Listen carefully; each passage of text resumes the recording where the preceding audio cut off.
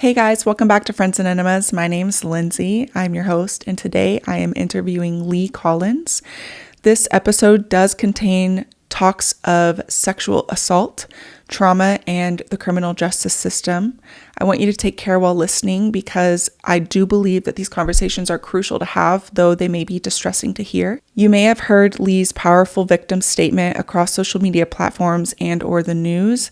In this episode, Leigh will not only be sharing the trauma she endured, but also the strength, advocacy, and healing that followed after. So without further ado, this is Leigh's story. Hey guys, welcome back to Friends and Enemas. My name's Lindsay, and who do I have with me? My name's Leigh. Leigh has a very powerful story. I initially saw her on TikTok telling her story and immediately messaged her and was like hoping that she would see my message to reply back so that she could tell her story here. But she is a survivor and an advocate. You may have heard her story because it's been all over social media, other podcasts, and the news too, I believe. Yeah. But she was assaulted, and so I want to give you a trigger warning for this episode. It's a little bit different than my previous episodes. I want you to know that there will be talks of sexual assault, trauma, and the criminal justice system. And while we believe that these conversations are crucial, I just want you to be aware so you can decide if you want to continue listening. So going back to Leigh, can you give us kind of, let's just start from that day. Like it was 2018, right? Yeah, exactly. Yep. Let's give like a Thursday afternoon in 2018. I went and got my hair done that day and went back to my apartment, like did a little grocery shopping, I think. Came back home to my apartment in Santa Monica. I lived a couple blocks from the beach in a little walk up and made dinner, went to bed. I think I was like rewatching Mad Men at the time. So like fell asleep at like 10 o'clock watching Netflix. And then like once the evening wore on, I was woken up by, I had my dog Cookie, who you and I were talking about as I was like making love to your dogs. A fellow scruff lover. A fellow scruffy dog. I had my dog Cookie and then another foster dog at the time that were sleeping in bed with me. And the moment that everything really changed was when the dog started barking and woke me up. Wow. It was a completely normal a normal day. Thursday. Yeah, a normal Thursday. Like you said, you just got your hair done, you get home, and it's just like... No signs of anything strange. Yeah. A lot of people have asked me, like, what were the signs? Zero signs. Yeah. No even inkling of being watched. And to me, I went to sleep feeling like I would wake up the next morning like it was any other. Yeah. You know, completely at home, completely comfortable. Yeah. Feeling just completely safe in my bed. And then Cookie woke you up. What happened after that? I remember her barking and waking me up first, and the first time she woke me up, I got mad, and I was just like, shut up. You know, like, what are you doing? It's the middle of the night. Typical dog mom. Typical dog mom. Like, what is it? Like, outside there's like a possum or something. Yeah.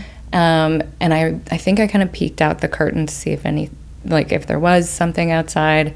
There wasn't, so I got her to be quiet, and the foster dog was also a small dog, and went back to sleep.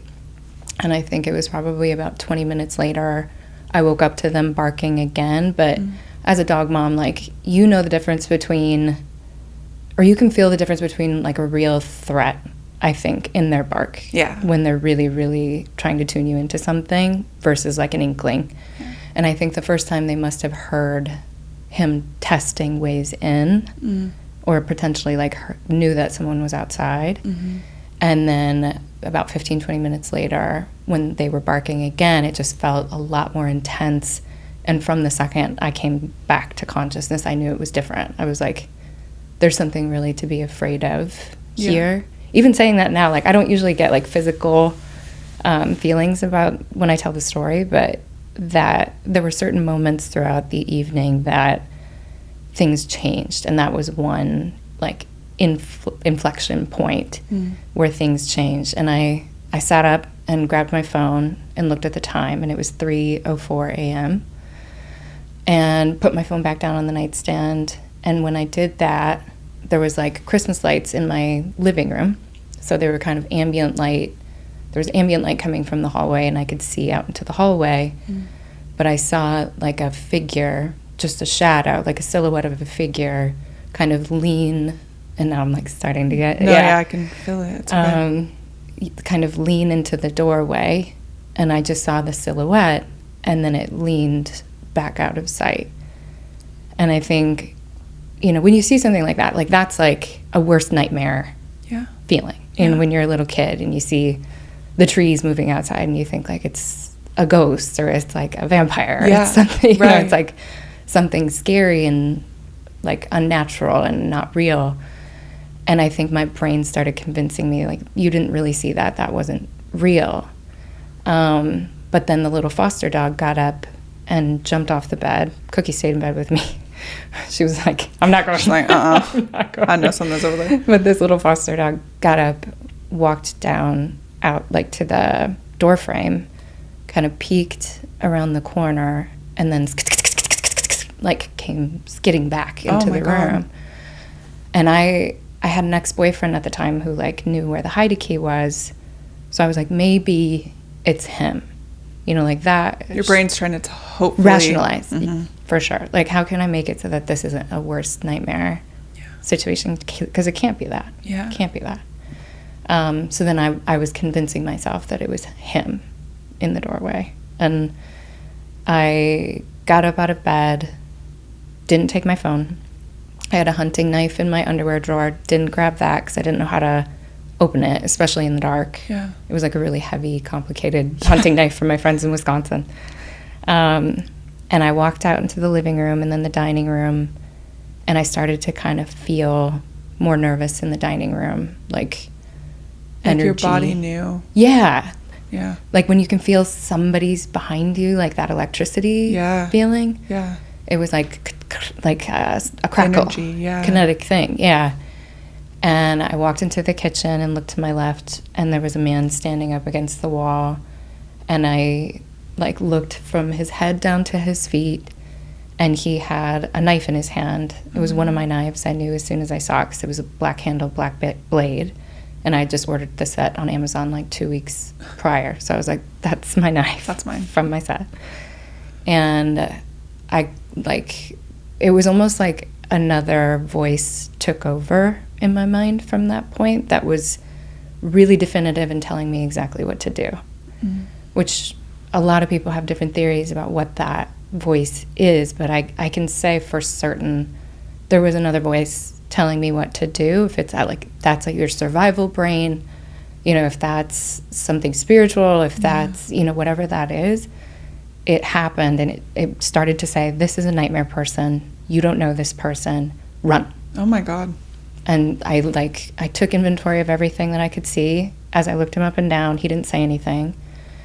And I just took note of like, okay, he has a long face, a goatee, he's wearing a sweatshirt, a dark sweatshirt, he's wearing jeans, he's wearing boots, and he's wearing a red beanie. He was wearing like a red beanie with like a pom-pom on the top.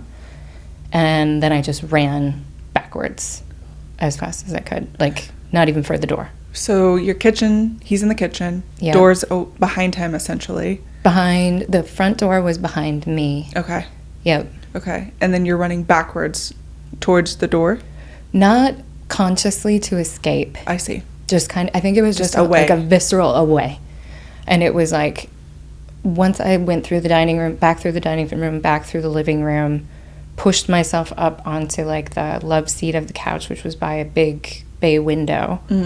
And it was almost like I was just trying to push myself through the wall. Like there was no like executive thinking as far as like I need to get to the door, open the door handle, get outside, get help. It was just away as fast as you can. And he chased after me. I remember him like crouching low and running after me as fast as he could. And I had like just launched over a coffee table. Like I launched, it was like nothing could stop me from banging up against the wall. And he caught up to me so fast, like instantly he was there, and he held pushed himself up onto the couch next to me, held the knife to my throat, and then he started to speak. And then he said, "Shut the fuck up." Again, like trigger warning. "Shut the fuck up. You see I have a knife. I'm gonna fucking kill you. Shut the fuck up." And so I stopped. I think I was just kind of screaming, not help or anything, just like screaming. You just, Yeah, just like, blah, like screaming. Out of fear, obviously. Yeah, just like your body's just reacting, essentially. Banging on every button. Yeah, like run fast, scream loud. Yeah. Like that level of sophistication. And once he started talking to me, I started to kind of come back down into my body. And he was saying these things, and while he was saying them, I was thinking, okay, like, why is he here? Is he here because he's desperate? Is he here because he's lost? Is he here not realizing that there was a girl inside and he just wants to get out? Is he acting erratically? Does he seem like he's on drugs? You know, like what? I was like sniffing his clothes. Like, do his clothes smell? You know, like that. He hasn't washed his clothes in a while. Yeah. And he smelled a little bit like weed and a little bit like laundry detergent. And I was like, okay, that's not giving me a lot of clues, you know, into like who this man is and why he's here. That's interesting that your brain even knew that's survival. That's what I say, like sniffing it, like something for your, like the fact that you recognize that's laundry detergent. So you immediately say, well, he's not homeless. He's not, or out on the streets typically. Exactly. He came from somewhere. He came, you know, in some level of, in his mind, you know, like he was of sound mind to a degree, or had to have been, and not confused, you know. And it was like all these things are being deciphered so quickly because I think in this survival mindset where like adrenaline is flooding and all of these things in your body are like organs are shutting down. I mean, like I don't know like so much about it, but like organs are moving more slowly to give you more energy and send blood to your brain. So like the seconds become 10 minutes of time to think and process. But so he's saying, shut the fuck up. And then he said, where's the money? And I remember thinking, like, I was 32 at the time, and I was like, it's not like I have like stockpiles of cash here. I'm like a 32-year-old living in a shitty apartment in Santa Monica. Like, I'm not razzle-dazzle, you know, like, I don't have a safe. Yeah. It's like, why? Like, I don't have a ton of cash. So, and I was thinking, like, I have like a debit card and a credit card and computers. So I was kind of just doing inventory in my head of, like, what could I give him and make him happy, you know, because I think all of us think, or a lot of my girlfriends that I talked to afterward, we, like, are all like, I'll be his friend and I'll fawn my way out of it because we're practiced at doing that. Like, we know how to do that and escape dangerous situations by befriending someone and making them feel like they can trust us, and so you can get away. And it's a brilliant fucking strategy. Absolutely. But then he said, do you have a boyfriend? And that to me was like hit me differently. Like, why is he asking that? Of course I said yes. And he said, when did he leave? And I said he left at 10, which was a lie. He hadn't been over there that night, my ex. And I said he should be back any minute. And it felt like he physically relaxed when I said that. And I was like, fuck, I said something wrong. Oh. You know, like, what did I say wrong? He was testing me on something. What did I say wrong? And then he stood me up and he got behind me and he held the knife to my throat over here with his arm around my neck, like in kind of like a boa constrictor hold. And I had my hair up in a messy bun, and he held that with his left hand. So it was like he had me by the hair, and then he held the knife to my throat, and he told me to stand up, and he started pushing me into my bedroom. And as soon as we got into the bedroom, I saw the dogs, and I was like, we gotta get, and it was just my bedroom, and I was like, we just gotta get out of here now. And my brain threw at me this voice, was like, there's $31, or there's money in a nightstand in the guest room. All of a sudden, it was like, there's money. And I was like, we have to go into the guest room, that's where the money is. And he said, okay, and he took me over to that room, pushed me, and that door was closed, that second bedroom. And he stopped and he said, if there's anyone in there, I'm gonna fucking kill you. And I said, there's no one in there, I wouldn't lie to you, I would never lie to you. You know, trying to like make him feel important. Build trust. Yeah. And so I opened the door and went in there and went to the nightstand, and there was a 10, a 20, and a 1. And I passed that back to him, and then he pushed me back out into the hallway. And that was another inflection point where things changed, where I think up until that point I was still hopeful. Like, he's confused, he wants to get out of here, he's just trying to make it worth his time, trying to scare you, and then he's going to want to leave. And then at that point he said, okay, what else do you have for me? And it wasn't just his words. It was like the feeling. Yeah. You knew he meant something different than just tangible items. Exactly. Yeah. And I think all women have been in a situation like that where you can just feel that visceral feeling that someone's clicking into a different mode. Mm-hmm. And like the money conversation was completely over, and now we're here. Now we're going to focus on this other thing that I'm here to do.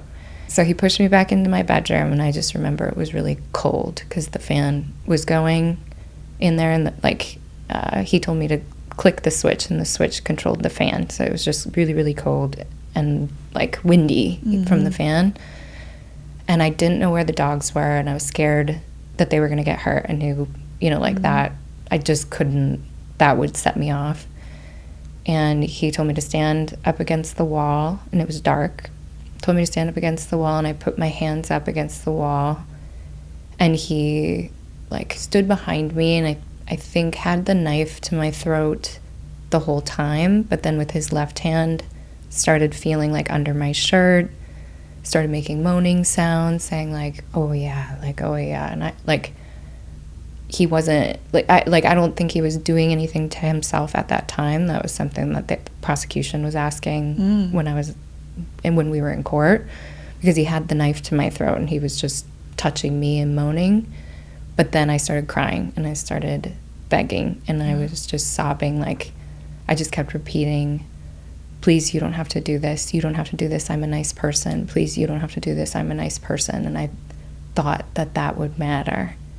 Maybe it matters that I'm a good person, but it didn't. And you could feel the emptiness from him. That was I wasn't a human being to him. I was something else. And he couldn't feel anything but excitement when I was sobbing and snot running down my nose and begging and crying and saying, please, please, please don't hurt me. And that was I remember understanding that at that time. You're begging, and it's the equivalent of seeing an injured animal and enjoying inflicting more pain on that animal. That was the feeling from him. Yeah. And so he stopped touching me, and then he told me to get on the bed.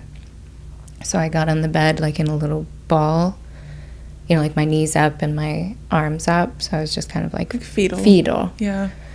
And he came and stood on the side of the bed, and the whole time the knife was always to my throat. But he told me to stretch out my arms first, and so I stretched out my arms. Then he told me to stretch out my legs, so I was just flayed, just belly up on the bed. And I had all my clothes on. I had shorts and a t-shirt on from when I was sleeping. And he held the knife to my throat, and he started just touching me over my shorts, saying, doing the same moaning, oh yeah, yeah, yeah, and making moaning sounds. And I had turned my face, or he had told me to turn my face to the side because he didn't want me to see him. Interesting. I know. And also he wasn't wearing a mask. And so I knew he was touching me, and I could hear him moaning, but I was looking at the wall of my bedroom, and that, again, time slowed down tremendously, and a lot of thoughts happened in a very short span of time. And I think there's so many thoughts that you're having in a moment like that, what could happen, what is happening, projecting, what's going to happen after that. Is he going to let me go? I didn't have a feeling that he was going to let me go. The coldness with which he was treating me, and being in a room with someone who has no feeling for your humanity, with no consequences and no windows, and no one knowing where you are, was just my brain and my imagination were extrapolating, okay, he's going to rape you. He may do things to you that you've only ever seen in movies or never even heard of before, horrific things, because you don't know this person. Yeah. And if he lets you go, you know, like how are you going to move forward?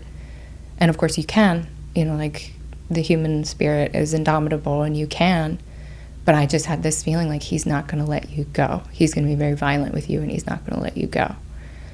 And I remember, and this again is like survival brain, my brain then started to send me how people say when they're in a near-death experience, they see their life flash before their eyes. Yeah. I saw my future, or my brain was showing me like a movie of what my future could look like. And it still hadn't told me to fight yet. It was like it was still getting me to that point. Wow. And it showed me a daughter. I don't have any children. But it showed me like this movie of my daughter, and then it showed me a movie of her dancing at her wedding, and me, and it's all these things are happening in like the seconds that he's moaning and like touching me over my shorts. You know, all these thoughts are happening. It's like your brain is prepping you, like for you're about to get up and fight. Exactly. About to get the fuck up. Exactly. I'm like getting excited because I'm like, okay. And for most of us, that's such a foreign idea. Yeah. To like get up and fight animalistically. Yeah. Without mercy. And it's like your brain knows you need to be led along a path to get there. Yeah. You need to have something to fight for. You need to be thinking about your future. You need to be thinking about your family. You need to be thinking about the horrific things that could happen to you and not deceiving yourself that.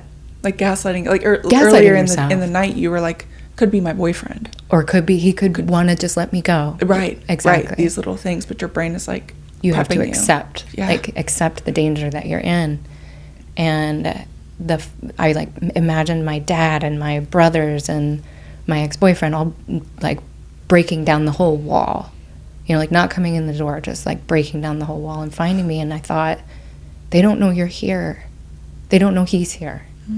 Like they might not know for days that he's done this to you, you know, like they may not don't know for days if you're missing. Yeah. They're not going to find you. They're not going to save you. They can't. And then kind of the last thing, and in that time he said, do you have any condoms? And I said, no. So it was like clear where this is going. But and I thought one way about the condoms for a long time, and then I went back on it. What did you think? At first, I think for probably the first like 4 months, I thought, again, like this is like how the brain works, I guess, but I thought that he was wanting to use a condom to protect me from venereal disease. Oh, interesting. And then the police brought up to me like, no, he's like trying to keep his DNA. Wrap it up. Yeah. To keep it for, you know, nothing left behind. No DNA left behind. Interesting. Exactly. Yeah. Which does maybe say that he maybe would have let me go. Or maybe. No, because the DNA. Because regardless, he didn't want to be caught. He didn't want to be caught. He had enough presence of mind to not want to be caught and protect himself from that.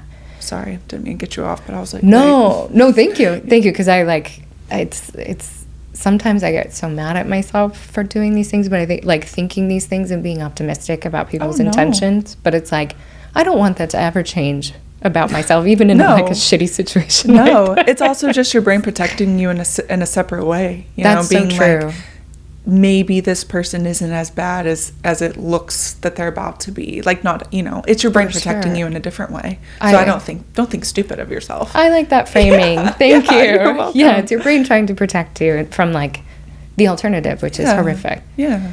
But then the last thing that I thought while I was laying there was I thought about, and this is random, sounds very random, but my brain sent me a scene from the show Dexter. I don't know if you watched that show on Showtime. Yeah, I did.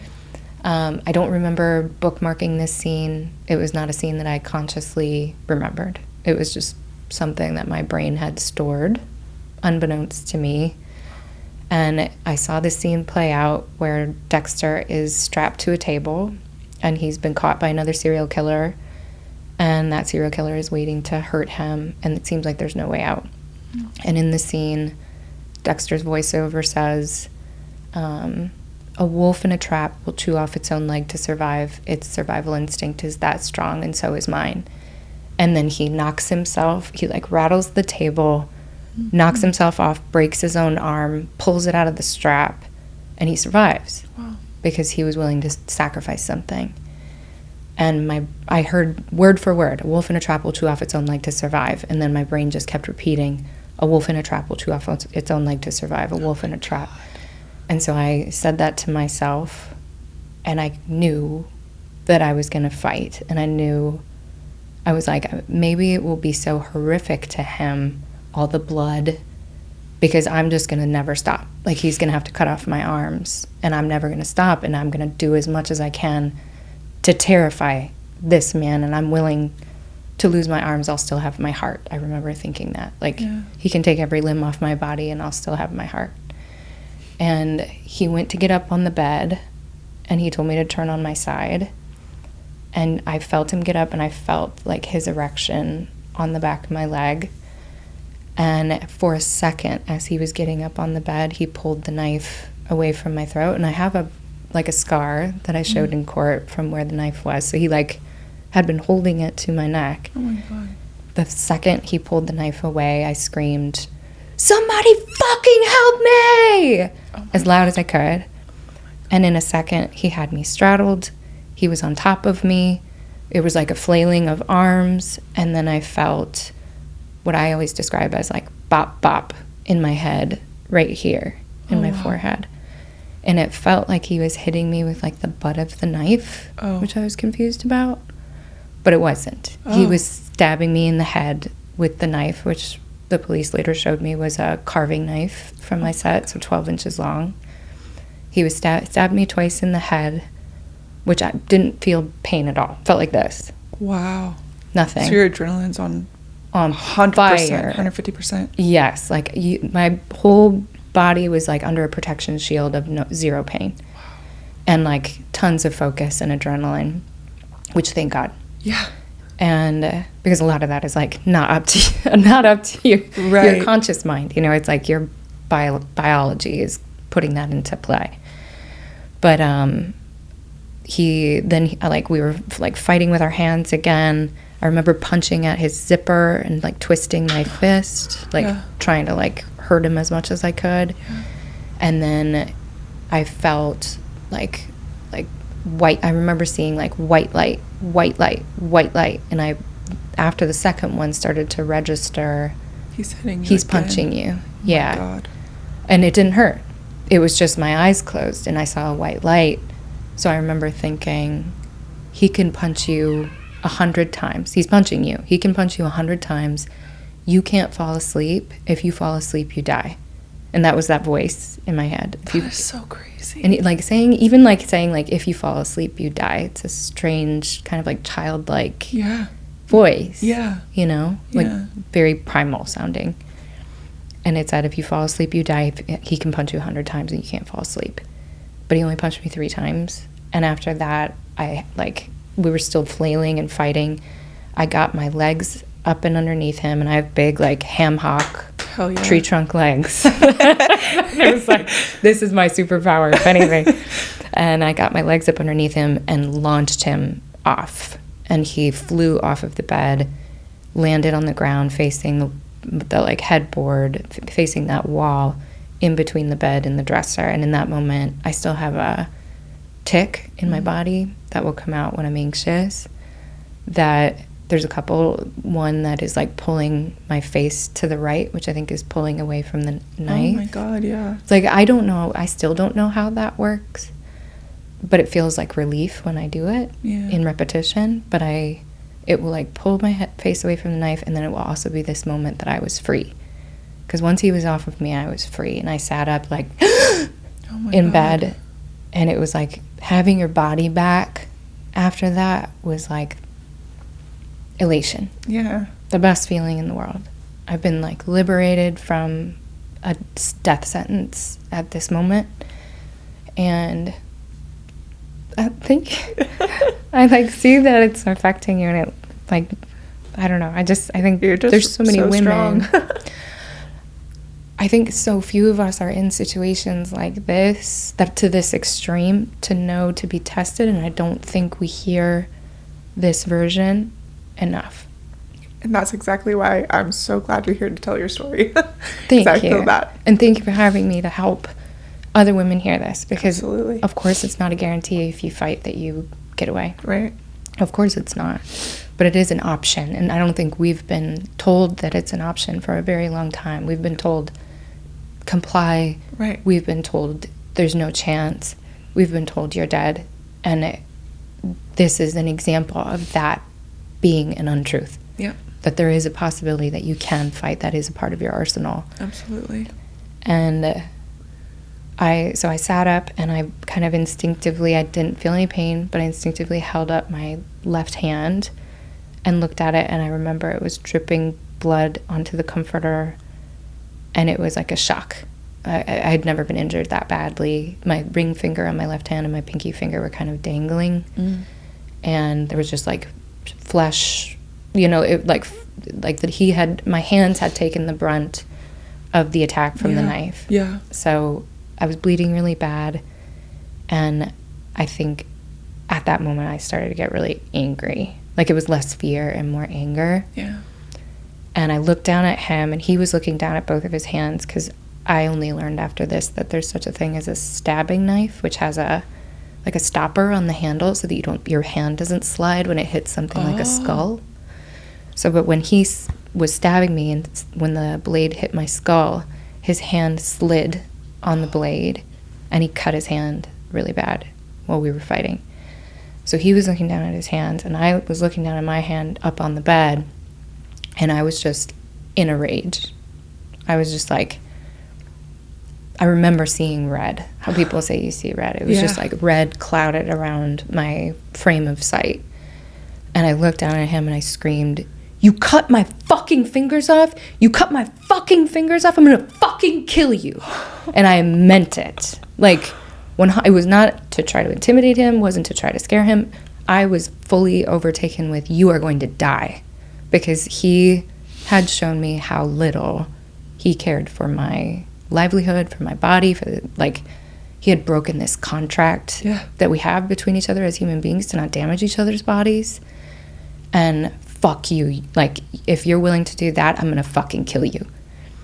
So I jumped down on the floor. I think this wasn't a moment that felt different. I guess, like, not one of those inflection point moments like the others, but kind of. But it is a moment that a lot of people will ask, like, why didn't you run? You know, and it really honestly was not even a decision. Wow. There was no part of me that was like, oh, maybe you could run and get away at this moment. It was like, kill him. Only. I'm only laughing because I'm like, fuck yeah. I know. You know? Like, not that we want that, but you're right. He wasn't treating you like a human. No. He was treating you as an object. And that's, like, I think also, like, something that I think is so important to me in talking about this stuff is that I think we've almost been conditioned to think that we don't have this other side to us, or that it's bad and shameful to go to that other side of us. Like, I just think that women are capable of so much more. It's not that we're the other side of the coin in the yin to the yang. It's that we are capable of the full spectrum. We're capable of rage. We're capable of wrath. We're capable of being merciless. And we're also capable of incredible empathy and softness and nurturing, which is incredible. Absolutely. Because you might need it. Yeah, because that is in your toolkit. If you ever need it, it's not something you have to tap into every day. And Jesus, don't do that. Please don't. But don't do that. But when you need to. Exactly. And there shouldn't be shame behind it. That was your life. Exactly. And I've always been kind of a kid that tested the boundaries of that growing up, and was conditioned to think that side of me was naughty or bad or not womanly or not feminine. Yeah. And it was like, this is the moment when you realize that's there for a reason. And it's there and you need it and you want it. But so he was down on the ground, and I jumped down to attack him, and I was just like punching him as hard as I could with my right. I was kicking him with my bare feet. I remember like his bones hitting against my shins, and I was just screaming at him, "Get the fuck out of my house. I'm gonna fucking kill you. Get the fuck out of my house." Also, I know I get really intense when I start talking about this part. Okay, I love it. Sometimes people are like, "Get the fuck out of her house." If I was behind, get the fuck out of her house. Well, that's like it is. I know I keep pausing the story, but it's like I feel like there's some women that are like, "Whoa, like you're getting intense, cool it," And then there's some women that are like, their eyes sparkle. And they're like, that's me. Yeah, tell them to get the fuck out. Side note, something I learned in a self-defense course, and I was raised very much, you don't cuss, but I do cuss now. It's shocker. In a self-defense course, they told us, you always say the F word. If you are scared that someone's, get the fuck out of my face, because it people are like, whoa, what? Who? Why? It snaps people in. Yes. That's so I'm smart. like, yeah, girl, get the fuck out of her house. Yeah. It also like it's kind of an automatopoeia too of like, yes. Like I want to. Feels good, and it gets you amped up. So don't apologize. Thank you. Thank you. But so I was screaming at it, and I know I'm making light of a very scary situation, but it, like this is the moment where it did feel like I had a lot of agency and power, and that's not the case for every woman. And I like want to acknowledge that these moments were very scary, super, super scary. But I also am like, I think I'm very lucky in having been able to act out on fight, flight, freeze, fawn. I acted out on all of my survival responses. And so for me, a lot of that like is still in my body in different pockets. Yeah. But for the most part, it feels pretty processed, I think, for how awful it was. But so he's down on the ground, and I'm punching him, swearing at him, and he got me back down. He stood up and pushed me back down on the floor, started slashing at me again with the knife, but I was still in a rage, in a red zone rage, and was still screaming at him, spitting, like, I'm gonna fucking kill you, get the fuck out of my house, the whole time I'm on the ground. And we're still fighting like this, and he was still slashing at me. And then all of a sudden he stood up and he ran, and I remember seeing him run out that same door where I had seen the silhouette, and I remember thinking, okay, I guess we're running now. And I stood up and I chased after him, and I grabbed a lamp out of the wall, pulled the cord out of the wall, like flipped it over. It was like a big heavy glass bottom lamp, and he ran to the front door. I chased after him and was hitting him with the lamp, still screaming at him, get the fuck out of my house, I'm gonna fucking kill you. And he I was hitting him with it for a while, and then he was like struggling with the door. So then I also knew he didn't use the door to come in. Oh, wow. And then he hit the lamp out of my hand. I grabbed another lamp that was like a heavy bottom office lamp off of a side table, like an entry table, pulled it out of the wall, was hitting him with that. And then finally he opened the deadbolt and got the door open and ran out. And then that was like a major transition in the story, because then he's gone, and he did not come back, but I didn't know if he was going to come back. Yeah. But then it was more about, am I going to survive? Am I hurt? I need to get help. I need to get people here. And it was like coming down started almost from that peak of like every muscle, every organ, every fiber of your being is at its peak effectiveness and pumping full of blood. And I remember turning back into the room. In the room, there was a trail of blood, and there was blood on the splatter on the curtains in the living room from me doing this, and like I was just like gesturing, like swinging, but I was also just shaking, like not trembling, but like rocking back and forth from the adrenaline, because it was just so much for your body to handle. And then I went back into my room, got my phone, called 911, or called my boyfriend twice, or my ex-boyfriend twice first. He didn't answer. And then I called 911. Which, yeah, then from there it was a whole different trajectory. Yeah. Thank God. Yeah. Mm-hmm. How long did it take who was there first? Cops, paramedics? How long did it take them? I called 911, and I think from the beginning of the conversation to the end of the conversation was about 3 minutes. Okay. And I lived kitty corner from the police station, which was also a bold move on his part. Yeah. But the police got there first. 3 officers. I remember, like, in the 911 recording, you can hear, and I've shared the 911 recording, some people were a little frustrated with how it goes. And then some people were also explaining how it goes, which I'm not super well versed in that, but there was just like a lot of repetitive questions, which I think people were frustrated by. I also was frustrated in the moment, like, I already said my name. Like, I need to tell you what happened. which it all worked out fine because the police got there Sure. so quickly. But then I say on the end of the 911 call, someone saying the police are here, should I go outside? And they say yes, and then I just hang up because it was a man's voice, and I was like, could be him saying police. Oh, yeah. You know? Yeah. And trying to get back in. Yeah. But I walked out, and there were 3 police officers in the yard, and I remember they looked kind of spooked when I came out. The reaction, I was scared by their reaction.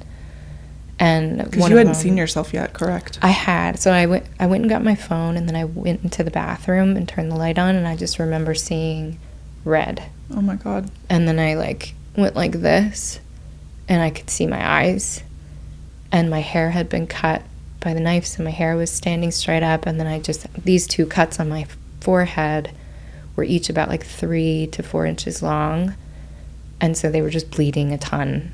And so it was just pouring down, and I just couldn't see. Oh my God. And I had, on the 911 call, I saw for the first time where else I had been cut besides my fingers, because I was so distracted. I was distracted by the fingers, and the firefighter said that was a good thing, a distraction injury, because I didn't see that I had been stabbed, I think, 5 times. Oh my God. Around my arms, and how bad those were. Because I was just thinking, my fingers, my fingers, my fingers, my fingers. Wow. But then the police officer said, which way did he go? Because I had told the 911 operators, I kept saying, someone cut my fingers off, someone cut my fingers off. And he asked where he went, and I pointed, and one of the officers ran after him, and he was dripping blood. So they were tracking him by oh my God. blood drips through Santa Monica. And the police officer told me to put my phone down. So I put that down in my apartment. And I remember the screen was smeared with blood, and I just remember being nervous about leaving it. So I was like, why don't... And I remember thinking, he doesn't know what happened, so he's just trying to be safe. And I went out onto the stoop, and right then the firefighters got there. And when the firefighters got there, it was heaven, because it was being surrounded by all these people that are just emanating, we want to help you, we're here to protect you. And that was when I started to feel safe for the first time. And they circled me, and I have a video from body cam footage from one of the officers of there's 5 guys that are standing around me that are all touching me, and they were asking for permission, we're going to touch your head, we're going to touch your arm, is that okay? And they're all bandaging me up and kind of showing me where I'm cut and checking my head, and it just felt so even just them touching my hair and touching my head and touching my skin, it was I could feel my whole body sink. And in the video you can kind of see my chin is just kind of hanging, because I was I don't have to be the one to carry this anymore tonight. I now have backup. Yeah, people here to help. And there was one in particular, Bryce, who I'm still in contact with, who was talking to me and explaining things to me. And I was just Bryce is my friend. Yeah.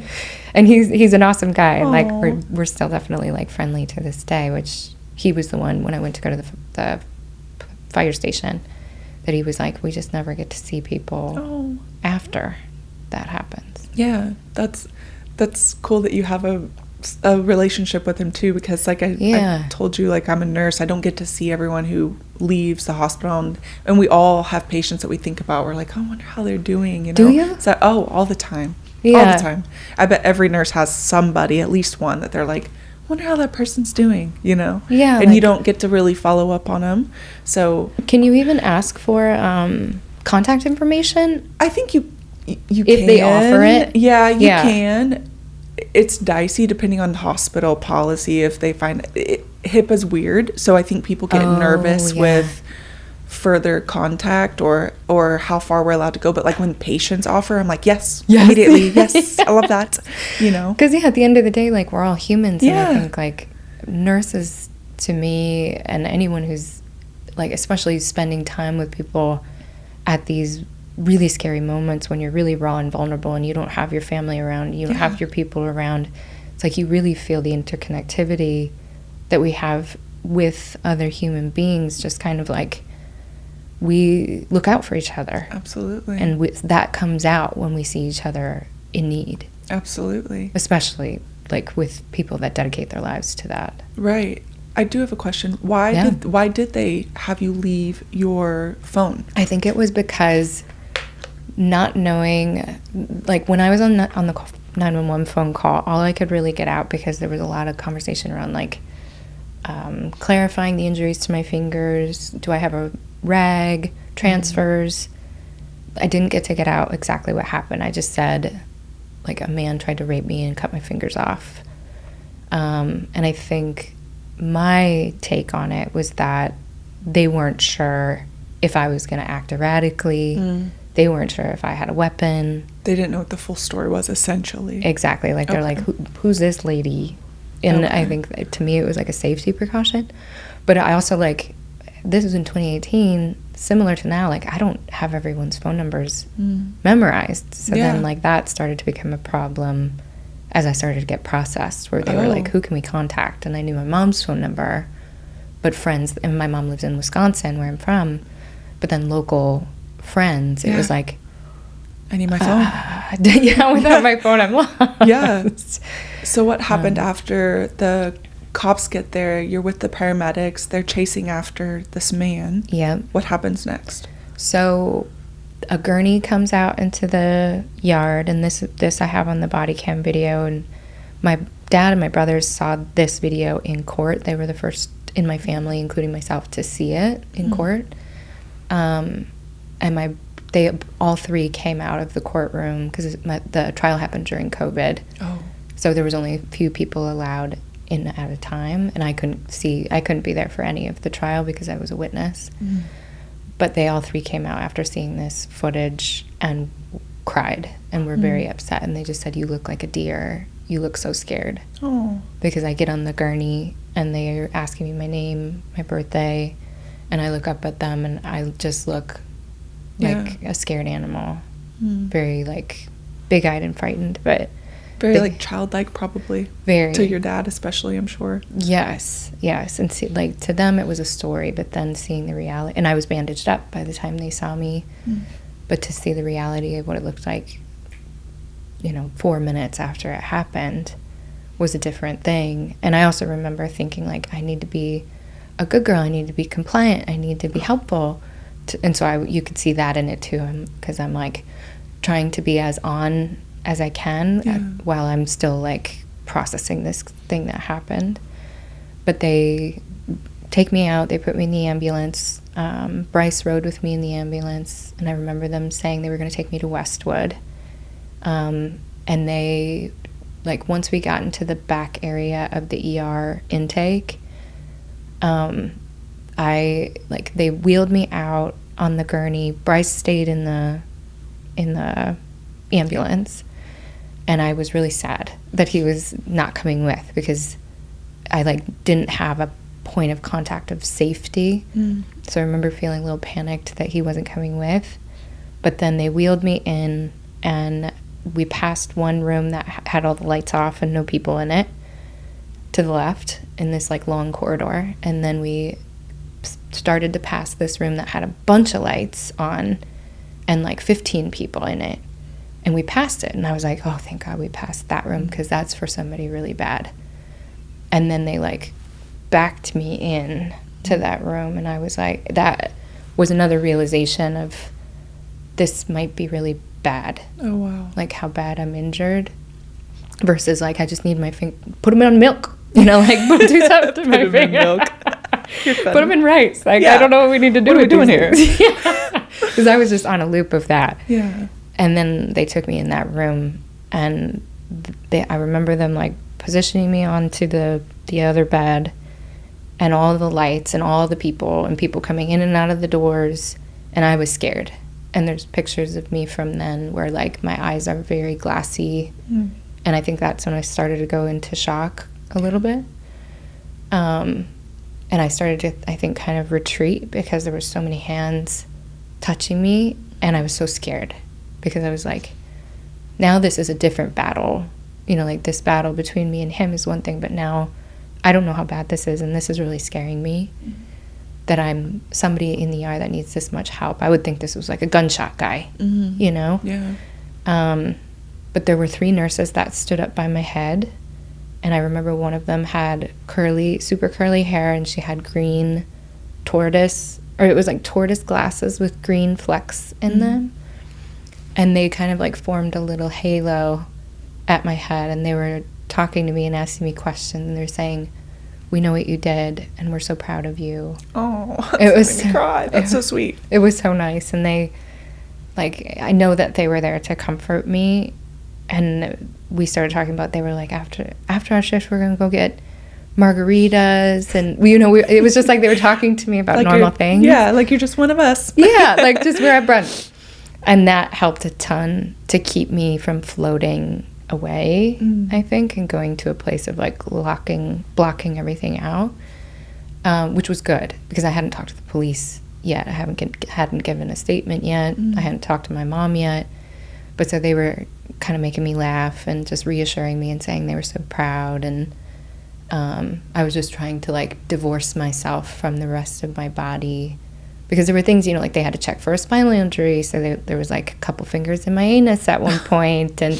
I'm like so thankful for the care, yeah. And they were they had to cut my clothes off, which like that scared me, because I was like, I didn't know you do that. Yeah. I didn't know that happens. Yeah. And so them making me feel normal, and like this is just a normal thing, like this is gonna be okay. Yeah. It made such a huge difference, and I'll never forget their halo of safety above. But then a social worker came in, and she introduced herself. Her name was Ruth, and she asked for my mom's phone number and friends' phone numbers. And like I said, I didn't know my friends' phone numbers, but I knew my mom's. And she left, and she got a hold of my mom, and she brought a phone in, and I couldn't hold anything, but she held the phone to my ear. And I remember it sounded like my mom was like playing on a radio far away, kind of, know? Yeah. And my mom just said, "Leigh, honey, are you okay?" And I said, "I'm okay." And she said, "Okay, I'm coming." And I said, "Okay." And she said, "I love you." And I said, "I love you too." And then Ruth took the phone and walked out. And it was like, that was a perfect amount. Oh, good. Okay. Like, I just needed to hear her voice. She needed to hear mine. And then Ruth was like, "I'll take it from here." Oh, good. And organize this. Yeah. Because, it was just like, I just needed that moment of connection to reality. Yeah. And to know she was coming. But then from there, I was kind of taken to different rooms. I had a couple conversations with a couple nurses that said, there was one that I think we stayed in contact for a little bit on Instagram, that she, and I don't want to share her name obviously, but she shared a story that her daughter had gone through something somewhat similar, or suffered an assault, and she got really emotional and just said, like, again, like another person saying, "I'm so proud of you, I'm so glad you survived." And then I remember going to get is a CT scan when you get into that like thing? tube. Yeah. This is perfect. Okay, like I can I got you know all this stuff. They gave me a CT scan. They took a look at my elbow. My ulnar nerve was severed. Oh, wow. And it was like down to the bone.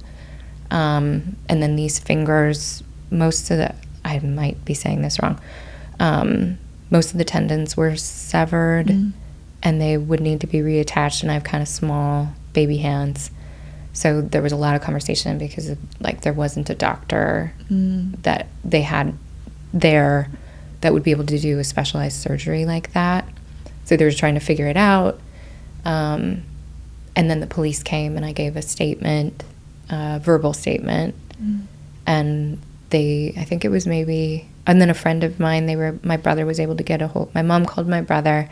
My brother was able to get a hold of a friend of mine who lives in LA through Facebook Messenger. Oh, wow. Or something at 5 a.m. And thank God he answered. Yeah. Oh my God. And I remember seeing my friend Vincent in the hallway, and I was like, "Vincent? Oh, Vincent?" You're like, wait a second. That's my friend. And he came in, and it was really emotional, because that was before anything was bandaged up or stitched up. So he's the only person that saw me in person that way. And he just sat by my bedside until they took me into surgery. And then I think it was an 8-hour surgery. Wow. I think that's what they said. Wow. And yeah, the injuries, I will say, like, as much as I didn't feel pain that night, I did feel pain. Like, the pain came later. Okay. For sure. Because your adrenaline was probably still going.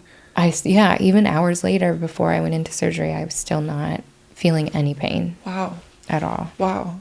It's crazy that your body can protect you in that way. Your mind, your body, it can release all these, I don't know the right words, but these things. Like hormones and chemicals. Yes. Neurotransmitters, and, whatever. And it just keeps you safe until, I mean, obviously you will feel pain eventually, but it's crazy that it lasts that long. I completely agree. That like, and thank God there's this kind of like neurobiological and then physiological cushion to allow you to survive. Because what if I had to, there's the story, I think her name is Alison Botha, who was nearly beheaded by her attackers, and she needed to find her way back from a desolate area where they had left her for hours and crawl her way back.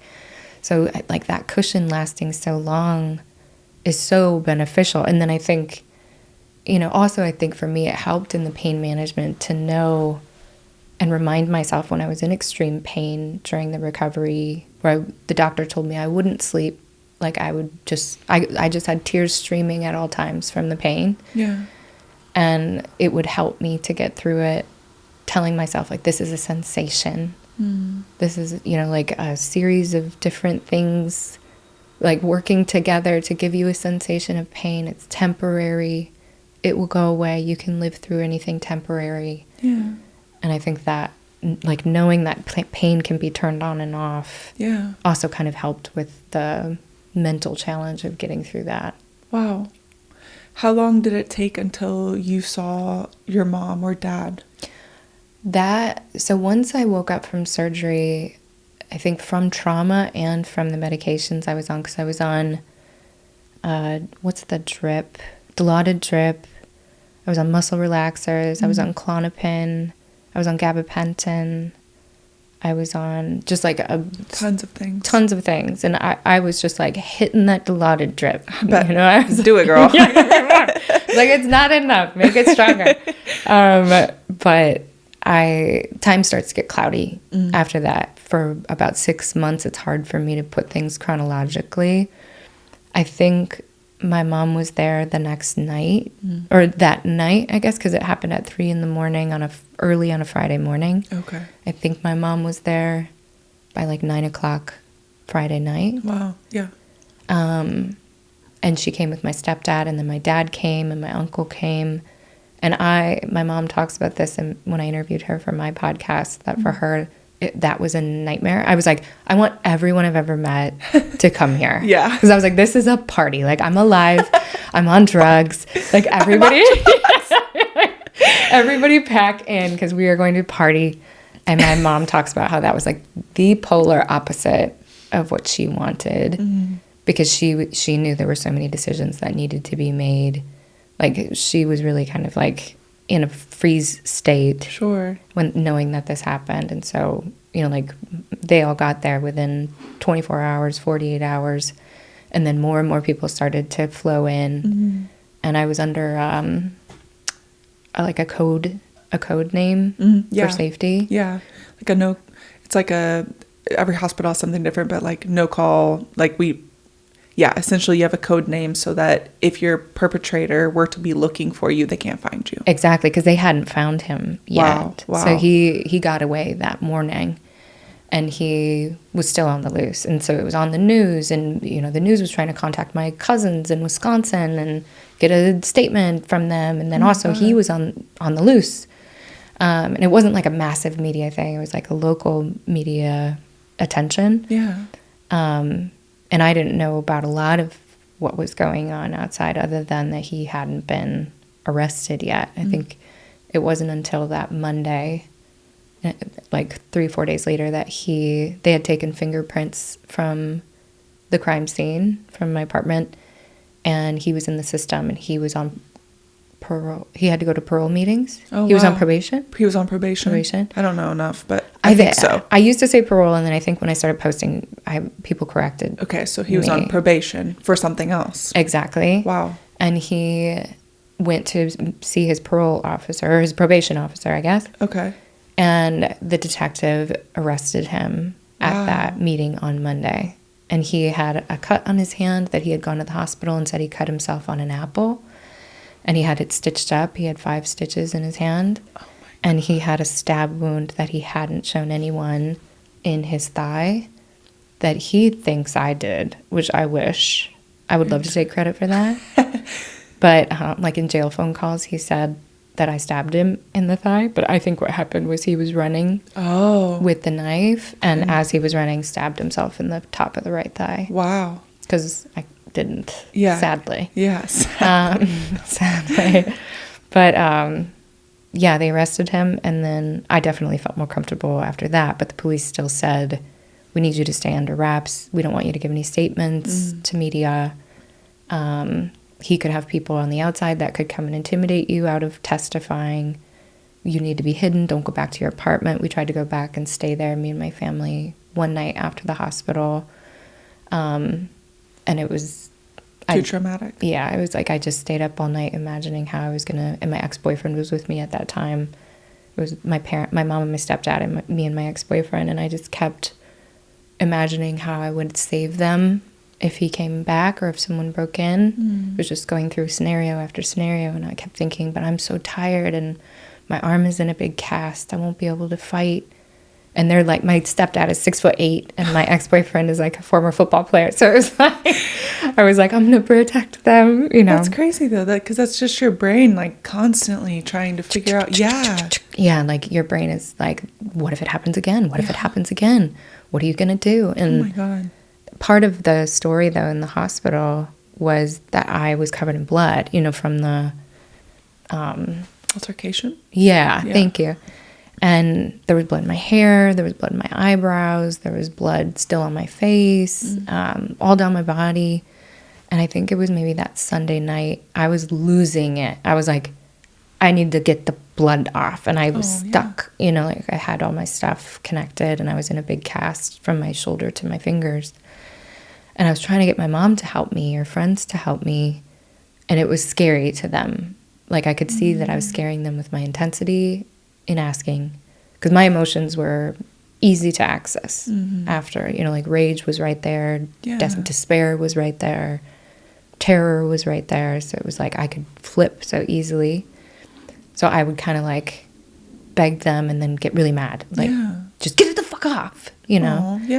And so my mom was getting really overwhelmed and friends were getting overwhelmed. And I think it was like 11 o'clock at night on Sunday.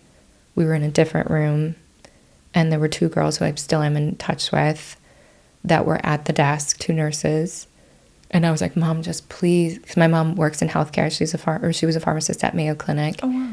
So she is and she's Midwestern. So she's big on like, don't be a bother. Oh, so that is very Midwestern. Yes. And so I was like, we can be a bother about this. Yeah. Like ask them if they can help. Because my hair was just also tied up with like a rubber band from surgery too.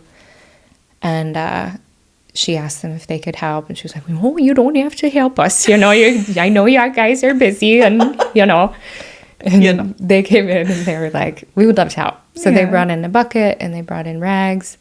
And that was kind of a moment similar to when the firefighters surrounded me and similar to the halo of like being soothed in this way with touch, like a caring touch where they washed the blood out of my hair. It was also, I guess, like symbolic in a way that like hair is so tied to femininity and just getting the blood washed out of it. It's like, we're putting this in the past. Yeah. We're moving into a different chapter. And they washed my hair with washcloths with my mom. And then they were like, how do you want it? Do you want French braids? Oh, do you want, I know. I was like, I want. And they tied it into French braid pigtails with little like actual rubber bands because that's all we had.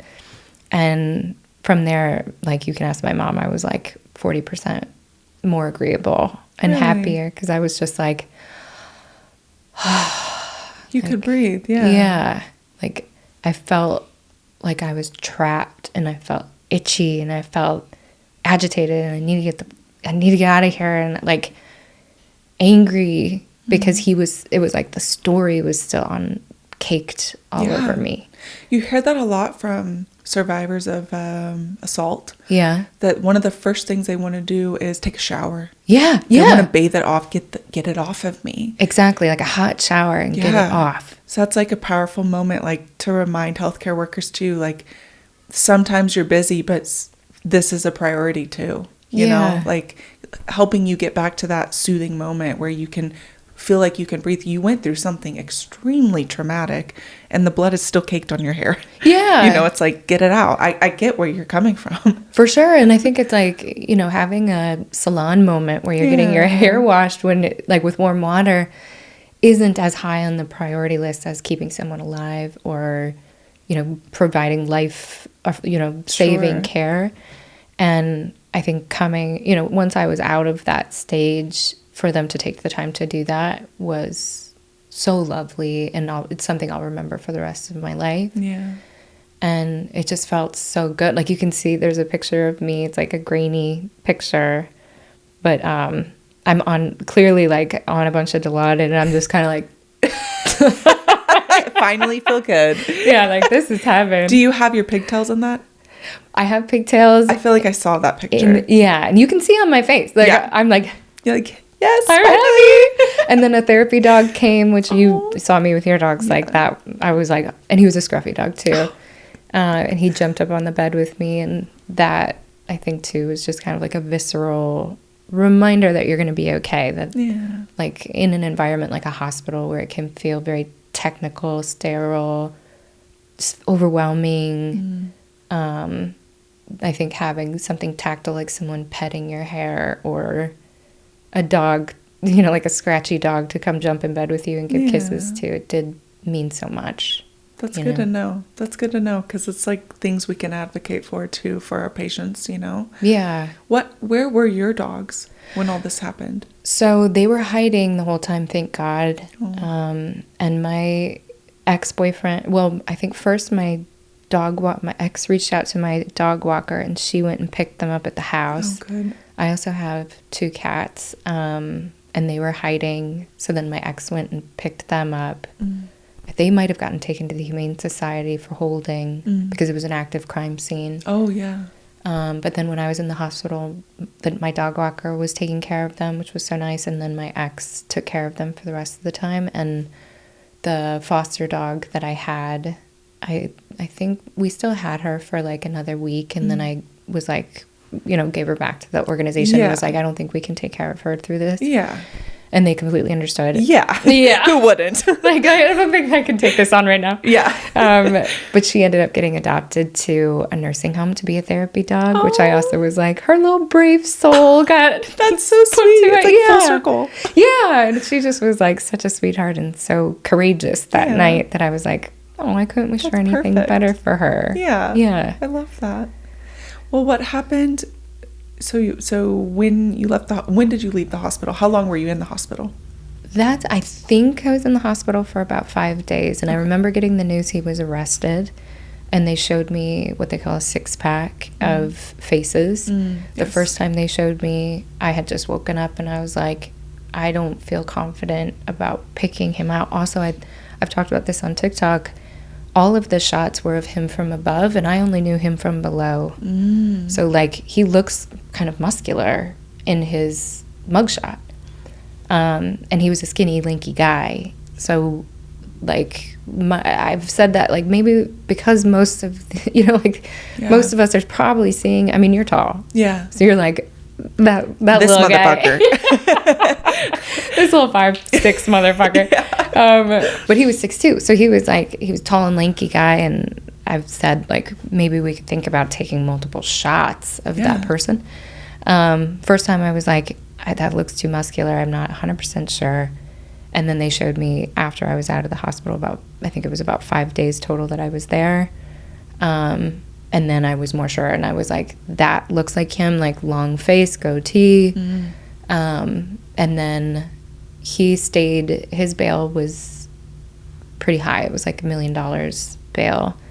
that was set for him. And I thought we were going to go to trial right away. So I was like ready to testify. Yeah. I thought from the movies, that's how it happens. It wasn't like, I think it was like 2.5 years. That is crazy that it takes that long. It takes so long. And it was I had to push for there to be a trial, which I didn't realize that would be that difficult. I just kept getting told that it's really expensive. It takes a lot of time for people to take time away from work to testify. Yeah. And I was like, I don't give a fuck if it's expensive. Like, that's what I pay taxes for. And? Yeah. Keep going. That's what we're doing here. Yeah. We're not going to, like, plea him out. They were at one point talking about pleaing him out at, like, 14 years. And I was like, okay, so he'll serve only so much of that. And one thing, too, I want, like, I think my mom has a much more kind of, like, vengeance-seeking feeling about him, which is understandable. Like, when she saw him in court for the first time, she describes how she felt as rage and that she wanted to inflict pain and she wanted to hurt him, which is completely understandable. My best friend, female friend, said she felt terrified and she was terrified at how big he was, which is understandable. You know, like, she could have been me just like it could have been any woman. And for me, I think because I beat him in the fight probably plays a big role. But I don't feel, there's almost like a neutrality to the way that I feel about him, that, like, I don't feel angry at him. I don't wish pain to him. I genuinely never have. It wasn't even a struggle to get to that point. But I also want to hold him accountable. And I also don't want him to do this to anyone else ever again. And I felt what it was like to be alone with him in a room with no consequences. And it was chilling to be around him. So I think it's understandable from every viewpoint how everyone feels. Absolutely. And the idea that he would get, like, an extreme punishment wouldn't be something that I wanted. But 14 years to me felt way too short. Because then what? I'm going to be 45 when he gets out, and I'll have to go into hiding. Because what else am I going to do? Well, and like you said earlier, but how much of that will he serve? Right. Because it's never actually 14 years. I think they say like 80% is the average. And then he'll still be a young man when he gets out. And essentially, like, to me, it was like he tried to kill me. So he was charged with, and I might mess these up, he was charged with assault with a deadly weapon, criminal threat, something called mayhem, which I had never heard of, which is intentionally injuring someone in a way that they can't get that functionality back. Like, interesting. I didn't know that was a thing either. I didn't either, and it sounds kind of like sinister and wild. Mayhem. Yeah. Mayhem, yeah.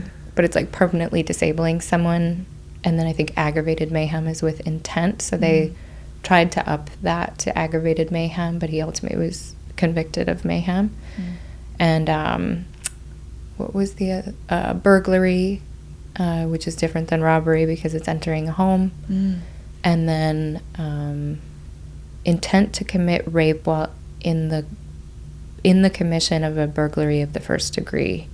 Interesting. And that one carried a life sentence, and aggravated mayhem carried a life sentence.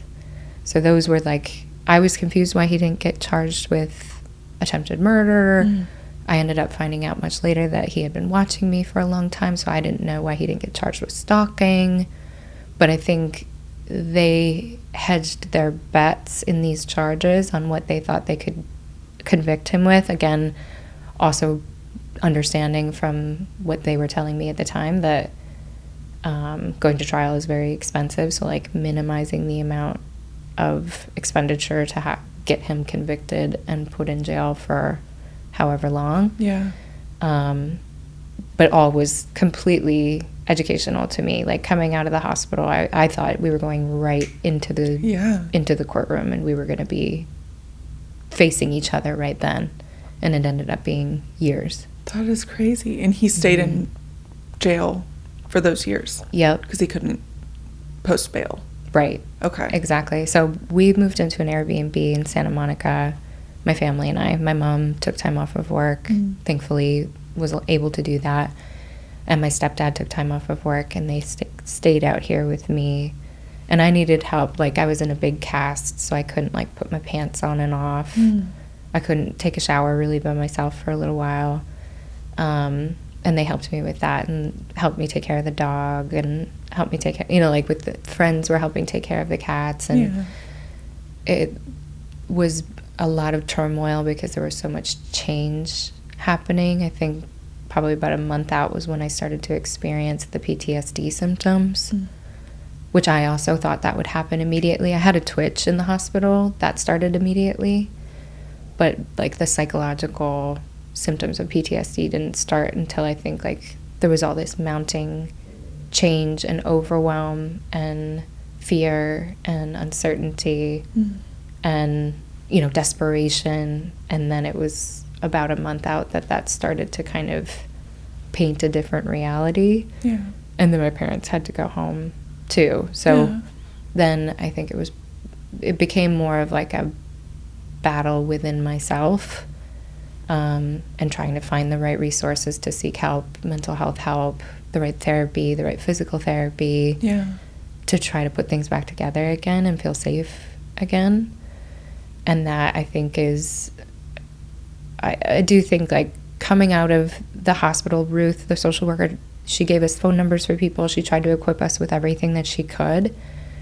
But there's something that I think would be so valuable for survivors like this, like some sort of expectation, like a guidebook of some kind, or like a program or something that would give you an idea of what to expect, like from, or like different resources you could tap into. Like I learned about EMDR therapy from other friends, and getting, like trying to figure out insurance. My insurance at first wasn't going to cover any of the hospital bills, so then insurance bill collectors were chasing me through my, oh my God, it was wild. So it was just like all these things mounting and trying to figure out, what do I do next, what to expect. Like how now I've gotten through this chapter of surviving, and physically I'm gonna be okay, I'm healing, I got through that part, but then that next chapter of who am I now, what is safety now, getting accustomed with my body, my new body, and then that like road to a legal outcome and going to trial, I think there were so many things that I didn't know, that it's I hope that like me sharing this story and sharing more details about what it was like for me will help another woman who's going through something similar. That's like, my brain is, there was a point where I was like going to bars trying to get in fights because I just was like your brain mentally was a mess. I was in a very mentally weird place, and I felt a lot of shame for the way that I handled it for a long time. And now, having educated myself about like the neurobiological changes that happen in your brain as a result of trauma and why those things happen and how to treat them, and that there's community around that, I think there's just a lot to be gained by more visibility into that after, like how you transition back, and you never go back, how you transition into this next chapter and move forward. I have never been through something like what you have been through, but I understand the PTSD portion, or reacting and not knowing why you're reacting the way you are. Like you said that you tried to go to bars and get into fights. I used to fight like if I fought my husband, throwing shit at him. And then now I'm like, I would never do that now. But going back, knowing the things I've been through, it's just how your brain develops like a protection. 1000%. And it's interesting talking to other people who have been through that too, because you get it. But if you've never been through something super traumatic where your brain thinks, it's time to fight. It's time to fight right now. People don't get it. No. And so I get what you're saying. Like, there's not enough resources and expectations, or like what typically might happen after you're assaulted. Like, yes, here's I don't know what all she gave you, but here's help with your insurance, but where's help with like true mental health? Like you said, you got EMDR advice from a friend. Like, we need a list of these things, like a pamphlet. Where's the pamphlet? Exactly. Like something that is like a transitional source of truth to go to, where you can get this type of information. Because I think when you go into the next chapter where you're trying to move through it and digest what happened to you and place it and also figure out how you're going to prevent it from ever happening again, like it was so educational and alleviating of so much shame to me to learn about like how your brain really is just trying to protect you. Like isolation is something that I struggle with to this day. And the way I give my brain grace is like, I understand that the only way that I can be 100% safe is to be alone. But that's a very crude solution to a very nuanced and complex system. And I think our brains, when it comes to like wanting to reenact violence or wanting to protect ourselves violently or going into a rage, or I fell into addiction, like escapism, like all these different things that we try to do to like assuage the feeling that of helplessness of, I don't know how to manage this. I don't know how to move through this. I don't know how to keep this from ever happening again. It's so human to go through that. And it is something that you just, it's not like a bacterial infection that you treat with an antibiotic that then goes away and you go back to homeostasis. Like it's something that you live with forever. And you just integrate into a new version of yourself that learns to emotionally regulate and learns why those things are happening and how to right size them. And it's like, it's a forever, like, I think that's probably the one thing I would say I would get upset with about, like, when I think about Rashad, the man who attacked me, is now 7 years out. You know, when I think back on my most precious resource, which is time, the only thing I get really mad about is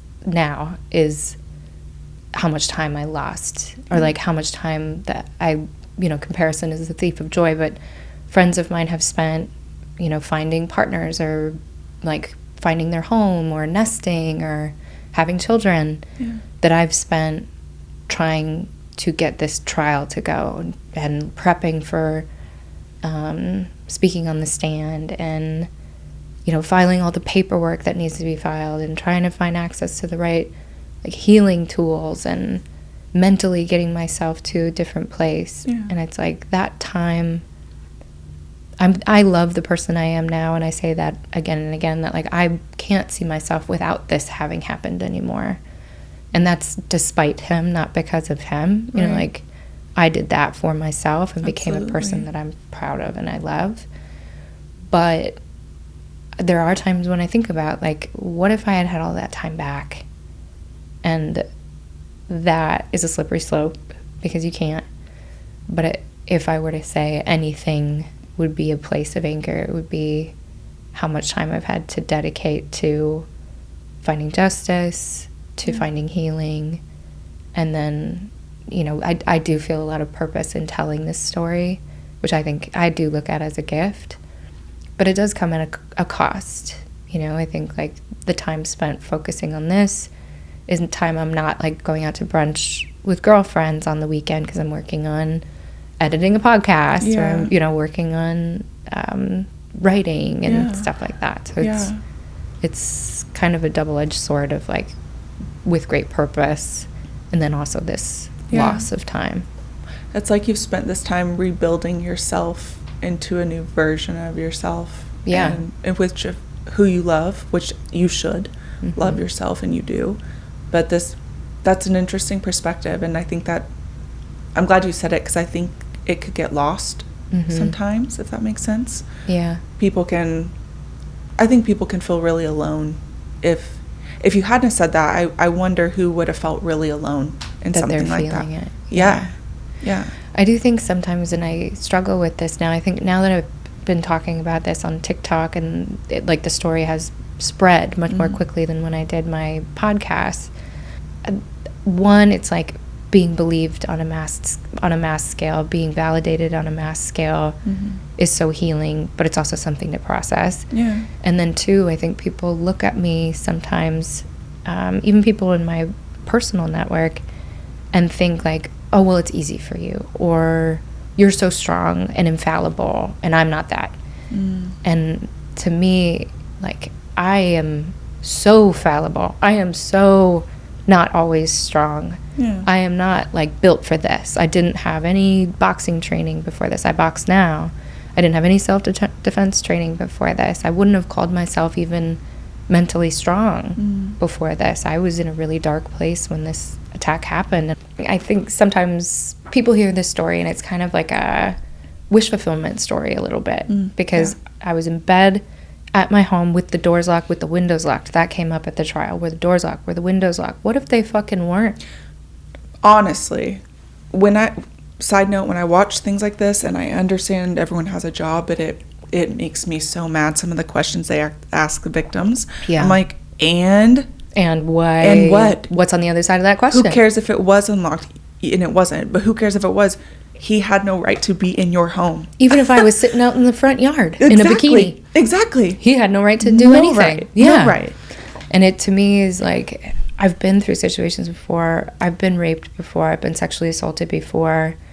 And I froze, or I fawned, or I fought, but not in a big way like this. It was not a survival situation. And you can't know how your body's going to respond. Your body's going to clock the severity and your chances of survival so much more quickly than you are going to. I do think we can so easily talk ourselves out of thinking that we're capable of things if we don't have examples of them. So I'm glad to be an example. But I remember, I was going to say, like, before this happened, I was not in a good mental place, and I did not feel strong. And I remember looking at my body with all my cuts and everything after I was out of the hospital for the first time, because I had a catheter, so I was just like free flowing. I love catheters. Girl, I can place one for you. Girl, I'm gonna call you next time I'm hungover and I can't get out of bed. Please leave me a catheter. All right, girl, I got you. So I was like, I'm in love with the catheter. I was like, I could lay here all day. But the first time I was ever really alone was after I left the hospital and was in a bathroom and locked the door, took all my clothes off, looked at myself in the mirror, and was taking inventory of how my body has changed and all the cuts and things like that. And I remember smiling and saying to myself, there you are. Because I had fought for myself. I felt like the girl that I had abandoned for a really long time, and I recognized myself for the first time in a long time. So I think I just want women to know that if something has happened to you in the past and you froze or fought or ran, or if you didn't fight, that there's absolutely no shame in that. And fighting isn't the ultimate thing to do. It's a thing to do. Yeah. And if you ever are in a situation again and you've heard this story and you don't fight, that was probably largely determined by biological and like social, cues and that's not something you should ever be afraid of. The ultimate goal should always be survival, and all of us should be focused on that more so than like this kind of fantasy that's created around a woman fighting. I want that to be an example of that. You are capable of that. We are all capable of that, with or without training. Yeah. Whether or not we're in a good place, whether or not we had a glass of wine that night, all of us are capable of going to that place. Yeah. But it's also not this, like, I'm not like an Avenger. Yeah. Which someone told me in the comments, like, shut up, Leigh, you're not an Avenger. And I laughed so hard. I was like, that's a good, they clocked me on that. Well, I think you're a badass, but someone who couldn't have or wouldn't have or shouldn't have, whatever, someone who didn't fight, it doesn't mean they're not a badass. Exactly. We all have that. Yes. We all have that. And maybe it doesn't come out in one situation or another or another or another. Or like I said earlier, maybe you fight and you don't survive. Yeah. It's not a fail-safe. So it's complicated when you get into like when to fight, when not to fight. And I think for any woman that is looking at me thinking like, that's what I'm going to do, I just want to say, remember this and keep it in the back of your mind, like that Dexter story, like that scene from Dexter, where if you are in a situation like this, your brain will remember it and your brain will play it for you, and your biology, that little voice that I heard that convinced me to do what I needed to do, that interplay is baked into our biology, and it will go into that, and it will help you figure out exactly what you need to do. And you shouldn't feel any shame for anything that you ever did to survive. You know, like, I've survived in a myriad of ways from when I was like 13 years old to 32 years old. And even there were some situations that I got into after this that I regret, and, you know, like, didn't do this thing that I wish I would have done, and didn't stand up for myself. And it's like, we all go through that, you know? Yeah, I do know. Yeah.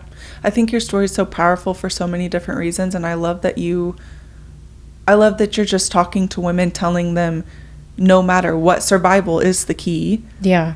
But no matter how you do it, you mentioned every single one of them. What is it? Fight or flight. Yep.